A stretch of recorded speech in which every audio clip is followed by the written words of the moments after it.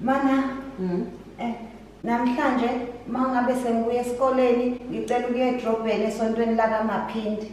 Hayibo, kahle. Esontweni esedrobheni ngoba yini masonto engakala endaweni?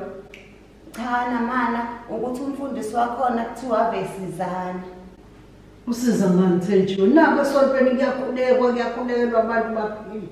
Yena njengoba sesobhala ne-exam nje uthandazela namapeni, athandazele nama-forms uma ungabe ufuna uku-aplya, wenza into eziningi nje eziyimanga. Futhi enene uyakwenza ngempela ukuthi uphase ngoba noPatrick lo khasonto akhona waqala waphasa. uPatrick lo osafayile ka4 uMahleki. Yebo ma usephasile ngonyaka odlule ngoba wahamba ayothandazela ipeni lakhe lapha kuloya mfundisi. Futhi enene umfundisi lo Maphindi uvusa ngisho idumbe emabhokisini. Kahle wena. Wasiyekelani kulo mfundisi singcwaba inkokheli zethu oMandela. Hayi makunjalo asenze kanje asambe ungasayi nasesikoleni ukhumbula ubaba wakho kabi. Phela ubaba wakho semncane kabuwena akakazusela ubaba wakho asambe siye khona.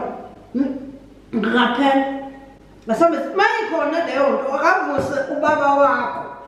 Manje mana mina ngakutshengisa nasefonini yabavusa ngempela abantu kodwa ngiyasaba phela ukuthi simane sihambele siyoyicelela. Uyabona umsangano lento ekhulumayo. Umsangano impela lento ekhulumayo. Hamba esikoleni mina. Hamba esikoleni. Usuyajika manje mangithi sihambe ayosivusela ubaba wakho. Wena manje uthuke yini mekuthiwa uyamvusa ngempela ubaba usuyambona. Ngizobe sengithuswa yini? Phela kade samgcina.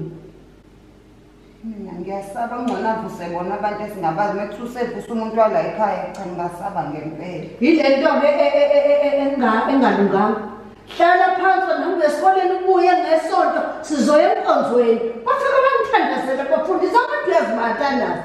Angaba abantu abasebenzayo ayingane ezifasile esamanyunivesi ngenxa yokuthi ziyakhuleka lesontweni.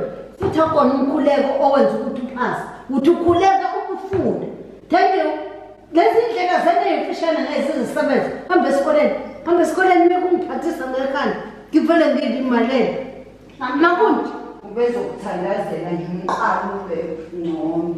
Ungumhlanyeli wena lo mqalo ufaka insimbi. Ngakho ukuthandaza la ngakwenza. Sodlala amakhunkuli la.